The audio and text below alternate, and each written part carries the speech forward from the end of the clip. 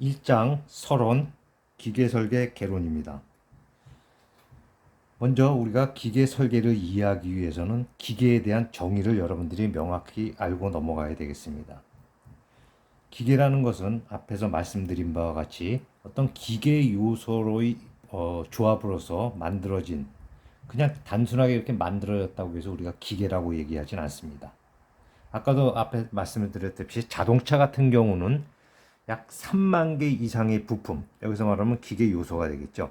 그런 3만 개 이상의 기계 요소로 구성이 되어 있는 자동차다. 근데 그 목적이 무엇이냐? 주행을 해서 우리가 사람이나 물건들을 어느 위치에서 다른 위치로 이송을 시키거나 하는 이러한 목적이 있다는 것이죠. 그래서 우리 기계의 정의는 그래서 저항력 있는 물체의 집합체다라고 우리가 볼 수 있다. 첫 번째. 자, 여기서 물체라는 것을 말하는 여기서 기계 요소들이 되다. 또는요, 뭐 부품들. 이런 것들이 되겠다는 거죠. 이런 것들이 집합이 된다. 근데 이런 것들이 집합되기 위해서는 저항력이 있어야 되겠죠. 저항력이 없으면 미끄러지니까 조합이 이루어질 수 없으니까 이러한 저항력 있는 물체 또는 기계 요소의 집합체다라고 우리가 얘기할 수 있습니다.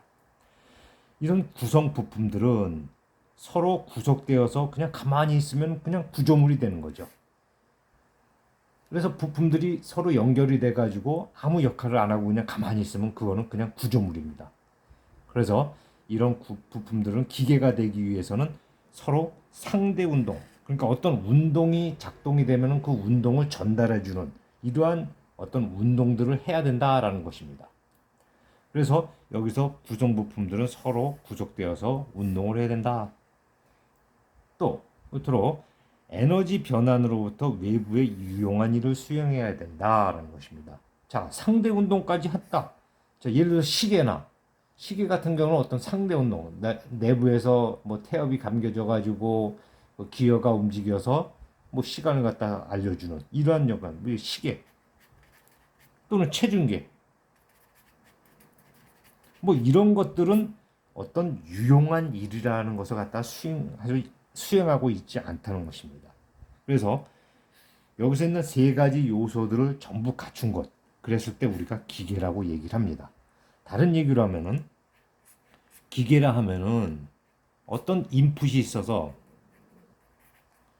어떤 아웃풋을 내는 이러한 요소, 즉 기계 요소들이 결합이 돼 가지고 어떤 상대 운동을 통해서 어떤 인풋을 통해서 아웃풋을 나타내는 이런 것을 우리가 기계라고 얘기합니다. 예를 들어서 자동차. 자, 자동차라는 것은 한 3만여 개의 그 기계 요소, 부품들로 구성이 돼서 결합이 돼서 하는 것이고, 예를 들어서 여기는 뭐, 우리가 뭐 석유를 쓴다, 그러니까 휘발유를 쓴다, 화학적 에너지를 통해서 우리가 동력을 발생시키고 동력이 전달돼서 차륜을 갖다 회전시켜서 자동차가 움직이는 이런 어떤 아웃풋, 이동을 하게 되는 이런 아웃풋을 얻어낼 수 있다는 거죠. 자, 이 자동차는 여기서 보면은 3만 개의 어떤 구성품의 집합체다. 또 구성 부품들은 서로 구성이 돼가지고 뭐 처음에 그 화학적 에너지를 이용해서 엔진이 가동이 되고 엔진의 왕복 운동에서 회전 운동으로 바뀌고 뭐 해가지고 결국은 최종적으로 타이어가 지면에 마찰을 위해서 회전을 통해서 어떤 이동을, 그러니까 짐을 옮긴다든지 사람을 이송시키다든지 하는 어떤 유용한 일을 한다는 것이죠. 자, 이런 것들이 바로 기계가 된다는 것이다. 예를 들어서 엔진은 뭐 여러분들 실린더, 블록, 뭐 조인트, 뭐 여러 가지 요소들이 있는데 이것 하나만 가지고 우리가 기계라고 얘기를 할 수는 없습니다. 이것도 여러 가지 그 물체의 조합으로 이루어지지만 이 기능을 갖다 수행하지 않을 때는 이거는 그냥 부품입니다. 일종의. 그래서 이런 것들이 서로 상대적인 운동을 하기 위해서 이 부품들과 부품들이 상호작용을 통해서 어떤 일을 수행해야지만 그것을 우리가 기계라고 한다 하는 것이죠. 그럼 여기서 우리가 상대 운동이라는 건 무엇이냐? 상대 운동은 운동을 전달하는 건데 이 기계 같은 경우는 여러 가지 운동을 전달하는 방식이 있습니다. 이와 같이 기어, 마찰차. 여러분들 기어는 잘 알고 있을 거예요. 뭐 톱니로 달린 이런 형태의 요소들이 서로 맞물려서 직접적으로 전달하고, 마찰차라는 것은 여러분들 마찰 구동에 의해서 사용하는 바퀴. 그러니까 마찰면이 마찰 이렇게 해가지고 서로 이것이 원동이 되고 그것에 의해서 구동이 된다면은 이런 딱 붙어가지고 나타나는 어떤 마찰에 의해서 동력을 전달하는, 직접 접촉해서 나타나는 이런 것들을 갖다가 볼 수 있겠고, 또 중개물에 의한 전달, 여러분들 벨트, 체인, 로프 이런 것들 여러분들도 볼 수 있을 것 같아요. 뭐 벨트 같은 거 이렇게 원동축이 구동축이 있어서 여기서 벨트를 연결해 가지고 여기서 원동축이 회전하면은 이것은 마찬가지 이런 식으로 회전하면서 같이 이렇게 동력을 전달해 주는 이러한 것들을 갖다 볼 수 있죠. 체인 같은 거 여러분들 자전거 같은 거 많이 볼 수 있을 겁니다. 그래서 자전거의 체인이 이러한 동력을 전달하는 역할, 이런 중개물에 의해서는 동력을 전달하는 거죠. 운동을 전달하는 거죠. 또 링크 장치에 의한 전달에는 뭐 증기관차의 바퀴, 보면 바퀴 보면 이렇게 가지고 링크가 연결돼서 이것이 왕복 운동하면서 이것이 동력을 운동을 전달하는 것. 재봉틀 같은 경우는 우리가 발판을 갖다 밟아주면은 이것이 회전 운동으로 이루어지는 이런 것들을 볼 수 있다는 것입니다. 그 위에도 유압, 수압, 뭐 이거는 우리가 뭐 하이드롤릭이죠. 하이드롤릭 힘 또는 공기압, 뭐 뉴메릭 이런 것들에 의해서 운동을 전달하는 방법들이 있다는 거죠. 이것들은 뭐 서버 밸브나 액추에이터 뭐 이런 것들을 우리가 얘기할 수 있겠습니다.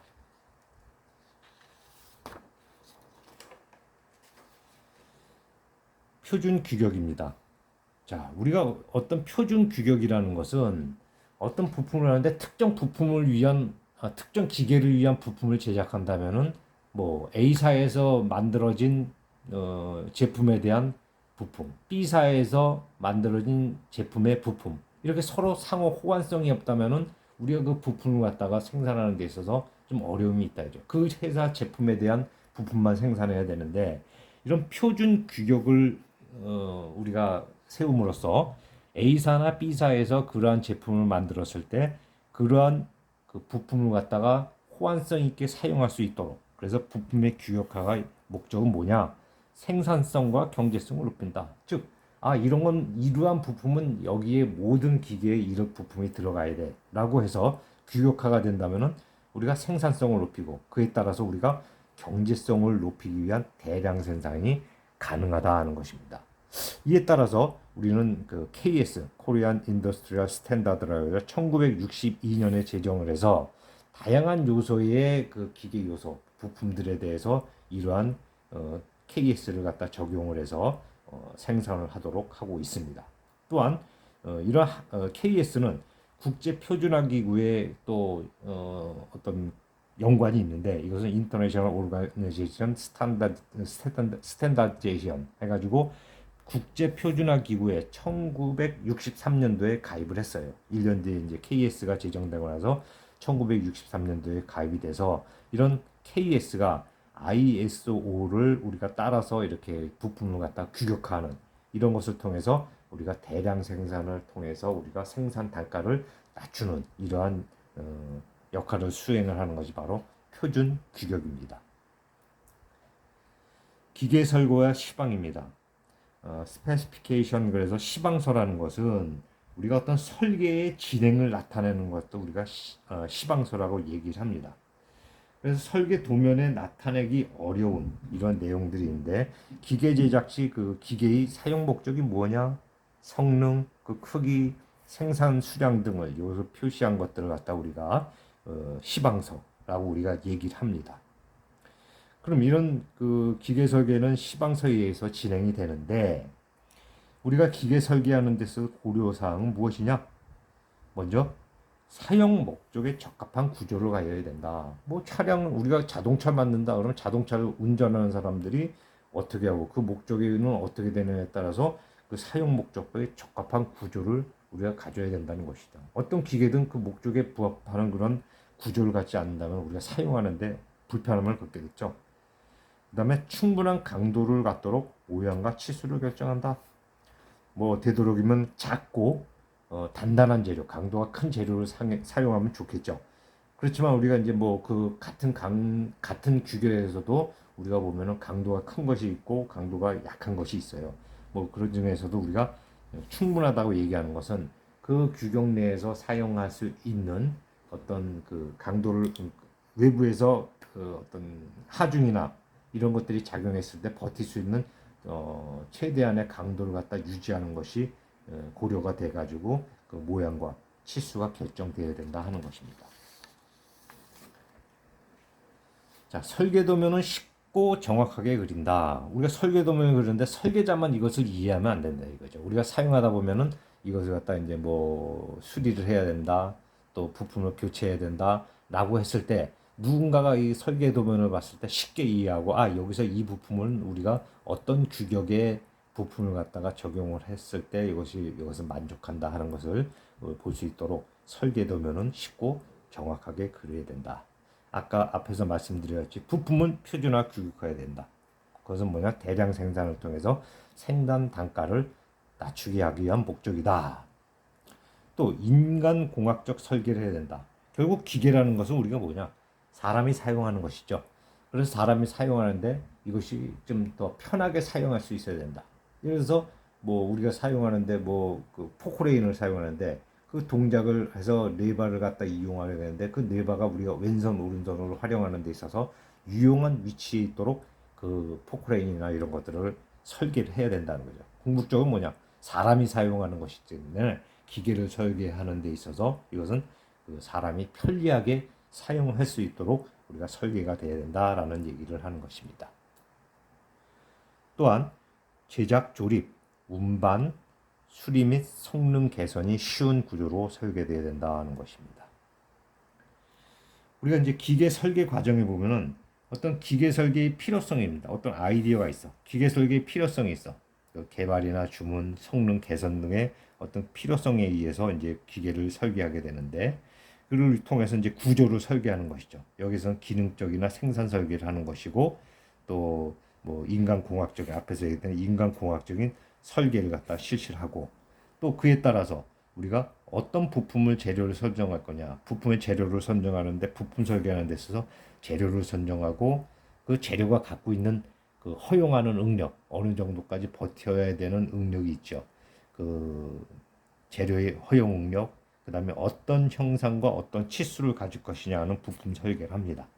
자, 이것이 설정이 되면 우리가 이제 제도 규격에 따라서 도면을 작성하게 되고 이제 작성이 되면 이제 여기가 제작 및 시운전 우리가 이제 제작을 해가지고 시운전을 통해서 기계의 사용 목적에 우리가 맞느냐 안 맞느냐 사용 목적에 부합한다 부합하면은 대량 생산으로 하는 것이고 그렇지 않다 부합하지 않다 라고 하면은 이쪽으로 와서 다시 피드백 해가지고 동일한 즉 우리가 그 목적에 우리가 사용 목적에 합당하다 할 때까지 계속 피드백 과정을 거쳐서 이것이 만족할 경우에만 이렇게 기계로 생산하는 이런 과정을 갖다 보여주는 것이다 이거죠. 자, 기계 재료의 강도입니다. 이것은 우리가 1학기 때 배운 재료역학과 많은 그런 관련이 있는 내용이죠. 자, 먼저 하중이라는 것은 로드라는 것은 기계에 작용하는 힘이다라는 것이다. 그 하중에 대해서 우리가 여러 가지를 얘기했어. 뭐 이런 부재가 있는데 어떤 한 곳에 힘이 가해지는 것을 우리가 집중하중. 그다음에 일정한 구간에서 이루어지는 것 갖다가 분포하중. 또 이러한 형태도 될 수 있고 뭐 이런 형태도 될 수 있어요. 이렇게 균등하게 나타나는 하중을 우리가 등분포하중. 그다음에 이런 일반적인 형태를 우리가 분포하중이라고 하는데 등분포하중도 바로 분포하중의 일부가 되겠죠. 우리가 시간적 변화 상태에 있어서 정하중과 동하중으로 얘기할 수 있다. 정하중이라는 것은 시간이 지나면서도 가만히 시간이 지남에 따라서 그 하중을 일정하게 받는 것을 정하중이라고 그러고 시간에 따라서 변화하는 하중을 우리가 동하중이라고 합니다. 반복하중이라는 것은 우리가 어떤 똑같은 힘들이 어떤 반복적으로 일어나 크기가 방향이 일정한 힘들이 이제 이 시간에 따라서 계속 반복적으로 일어나는 이런 것을 우리가 탕, 탕, 탕 해가지고 똑같은 힘이 똑같은 시간 간격으로 이루어지는 것을 반복하중. 그 다음에 교본하중이라는 것은 인장과 압축, 하중이 계속 반복적으로 일어나는 것. 이 소리가. 그 다음 충격하중, 임펄스라는 거죠. 이것은 아주 짧은 시간에 큰 힘, 예를 들어서 이렇게 탕 쳐주는 이러한 힘을 갖다 우리가 충격하중이라는 거죠. 또 이동하중이라는 것은 우리가 뭐 쉽게 보면 어떤 다리를 지나는 자동차, 이렇게 교량이 있는데 교량을 지나는 자동차가 있다면 차가 여기서 있다가 쭉 이쪽으로 오면 하중이 계속 변화가 있다는 거죠. 이런 것을 갖다 이동하중이라 우리가 얘기를 합니다. 공간적 작용 상태에 있어서 우리가 이제 뭐 축하중이다 그러면 이런 부재가 있으면 이 축을 따라서 나타나는 뭐 하중, 여기다가 피 이런 걸 있다면 이 축을 따라서 나타나는 것을 축하중이라고 해요. 전단하중이라는 건 뭐 축과의 수직 관계인데 이와 같이 피라는 힘이 이런 식으로 이루어져. 그래서 이런 뜻합니다. 비틀림 하중이라는 것은 어떤 하중이 서로 비틀어주는 이러한 역할을 하는 하중. 이거 갖다 우리가 비틀림 하중. 굽힘 하중이라는 것은 뭐 이렇게 부재가 있다면 여기서 꾹 눌러주는 하중을 갖다가 그래서 이런 형태로 나타나는 굽어지게 되는 형태를 갖다 우리가 굽힘 하중이라 우리가 얘기를 합니다.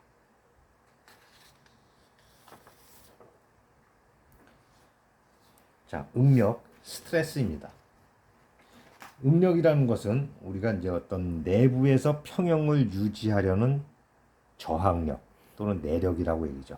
자, 이런 부재가 있으면 이 부재가 가만히 있으면 어떤 저항을 받지 않습니다. 근데 여기서 어떤 힘을 이렇게 잡아당기는 양쪽에서 잡아당기는 힘을 가하게 되면은 이 부재는 내부에서 이 힘에 저항하기 위해서 그 크기가 같은 힘들이 내부에서 결속력을 갖고 움직이는 거죠. 그 저항력을 우리가 내력이라고 그러는데 그 내력과 그 단면적 그것을 우리가 뭐라고 하냐? 응력이라고 하는데 여기서 어떤 부재가 있습니다. 그 부재에 여기서 P라는 힘으로 잡아당겨. 그래서 이 단면을 똑 떼려면은 이 단면을 왼쪽 단면을 보면 P라는 것이 있고 내부에서는 그것을 갖다 저항하려는 힘들이 같은 이 P 합이 P인 힘이 여기서 전 단면에 A라는 단면에 작용을 한다는 거죠. 그러면 이 단면이 크면은 응력이에요. 응력이라는 것은 이 단면적인 분의 이 P라고 그러죠. 그럼 이 단면적이 크면 어떻게? 같은 하중이라면은 단면적이 크면은 그 받는 응력이라는 것은 작아지겠죠. 그래서 그 단면적의 크기에 따라 똑같은 하중이라면은 단면적의 크기가 크다면은 당연히 하중 다시 응력은 작아질 것이라는 거죠.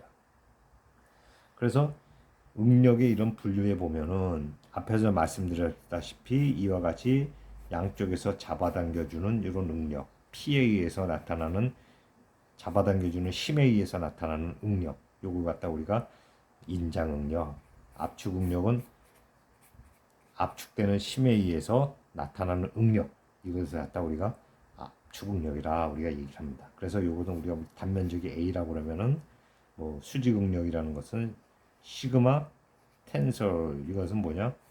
A분의 P. 이거는 시그마 컴프레시브가 되겠죠. 컴프레시브가 되는데 시그마 컴프레시브라는 것은 같은 단면적 A분의 P이지만은 부호는 마이너스가 된다. 압축이기 때문에 이건 부호의 규약입니다. 인장일 때 플러스 압축일 때 마이너스. 그래서 수직응력이라는 것은 이 축하중에 의해서 나타나는 하중의 단면에 이 단면에 수직으로 일어난다라는 것이죠. 응력이. 전단 응력이라는 것은 아까도 얘기했지만 여기서 이와 같이 P가 이렇게 작용을 했을 때 이 단면에 이 단면에서 보면은 P라는 힘이 이 단면적에 작용을 하는 거죠. 이 단면을 왼쪽 부분을 갖다 띄어서 보면은 이 P라는 힘에 의해서 이 단면 이게 나타나는 것 이거 다 나타난다. 그래서 이거 다 타우라는 것은 또 A분의 P라는 거죠. 근데 아까는 뭐야? 단면에 이거는 단면의 수직이고 단면의 수직으로 나타나고 이건 단면에 평행하게 작용한다. 이 면에 평행하게 작용한다 하는 것입니다. 수정하겠습니다. 부피 능력이라는 것은 아까도 얘기했지만 여기서 이렇게 P라는 것이 의해서 여기서 보면 여기서 중심축이 있어요. 부재가. 그럼 위에 같은 경우는 어떻게 됐어요? 위에 부재 중심선을 중심으로 위에는 압축이 되고 중심선을 갖다가 기준으로 해서 하부 부분은 바로 인장이 되는 이런 인장과 압축이 동시에 발생이 된다. 비틀리 능력이라는 것은 이런 부재가 있는데 여기서 뭐 피라는 힘이 있고 여기서 피 그래서 이렇게 조여주는 스퀴즈 해주는 이런 것들이 있다면 여기 단면에 평행하게 나타나겠죠. 이 피라는 것이 그래서 이것은 어떻게 전단력의 일부가 된다라는 거 우리가 볼 수 있겠습니다. 자, 변형률입니다. 변형률이라는 것은 스트레인이라고 우리가 얘기를 하는데, 자, 변형률은 외력 하중에 의해서 나타나는 단위 길이당 변형량이다. 예를 들어서 길이가 L인 이런 부재가 있어요. 빨간색의 부재. 근데 양쪽에서 이와 같이 P란 힘으로 다 잡아당겨요. 인장이죠. 잡아당겨서 부재가 빨간색까지 변해가지고 L'으로 다 변했다. 그리고 직경은 어떻게 됐어요? 직경은 길이가 늘어나는 대신에 원래 D에서 D'으로 줄어들겠죠. 자, 반대로 여기서 P 압축 힘이 가해졌을 때 어떻게 되냐? 이 파란 것이 빨간 것으로 변하면서 길이는 줄어들고 단면적 직경은 증가하는 이런 현상을 나타낸다는 거죠. 자, 그래서 세로 변형률이라는 건 뭐냐? 종변형률이라는 건 뭐냐? 원래의 길이 L분의 여기서 나타나는 다시 한번 쓰면 L분의 L 프라임 나중에 늘어난 길이 그 다음에 원래의 길이를 나눠준 것 이것을 갖다 변형률이라고 얘기한다. 입실론이라고 한다. 그래도 인장일 때 플러스 압축일 때 우리가 마이너스라고 얘기했죠. 자, 그럼 가로 변형률이라는 것은 뭐냐? E 프라임이라는 것은 여기도 있지만은 직경으로 얘기를 하는 거죠. 가로를 얘기한다. 그래서 이거는 다시 한번 쓰면 E 프라임이라는 것은 원래의 직경분의 나중 직경, 원래의 직경 이걸 갖다 우리가 E 프라임이라고 얘기를 한다. 이건 또 인장일 때 마이너스, 압축일 때 이건 플러스가 된다. 부호가 반대가 된다는 거죠. 그래서 보면 인장일 때 이것이 플러스, 이건 마이너스, 이건 압축일 때 플러스, 마이너스 이렇게 나타나는 거예요. 자, 여기서 포화성비라는 것은 뭐냐? 이와 같이 세로 변형률과 가로 변형률의 비. 누라는 것은 입실론 분의 입실론 프라임. 근데 이게 부호가 서로 틀려. 서로가 반대야. 그래서 이것은 포화성비라는 것을 플러스로 해서 우리가 절대값을 씌워줍니다. 그래서 이걸 포화성비라고 얘기를 하죠. 전단 변형률이라는 것은 이와 같이 P라는 힘이 가해져서 원래의 길이 L이라는 이런 부재가 P라는 힘이 가해져서 여기가 이만큼 변화가 됐어요. 변화가 있었어요. 이걸 나무다 S. 전단 변형량. 전단 변형량. 원래는 이게 매우 작은 값이에요. 그래서 그때 이론을 가져갔다 우리가 감마라고 놓으면은 자, 이 감마라는 것은 이게 원래 L 길이였고 요게 우리가 전단 변형량이라고 얘기를 한다면은 우리가 탄젠트 감마라는 것은 바로 L분의 나무다 S가 되는 거죠. 근데 이 감마가 여러분들 아시다시피 매우 작은 값이에요. 변형하는 것들이 매우 작아. 뭐 예를 들어서 고무 같은 것이 아닌 한도에는 이 감마가 매우 작아요. 그럴 때는 감마는 탄젠트 감마가 된다라는 것이죠. 뭐가? 감마가 매우 작을 때. 그래서 우리가 이것은 어떻게 쓰냐? 전단 변형률은 그냥 탄젠트 감마가 감마니까 L분의 나무다 S. 원래의 요 높이분의 전단 변형량을 나눈 것이 바로 전단 변형률이다 라고 우리가 얘기를 합니다.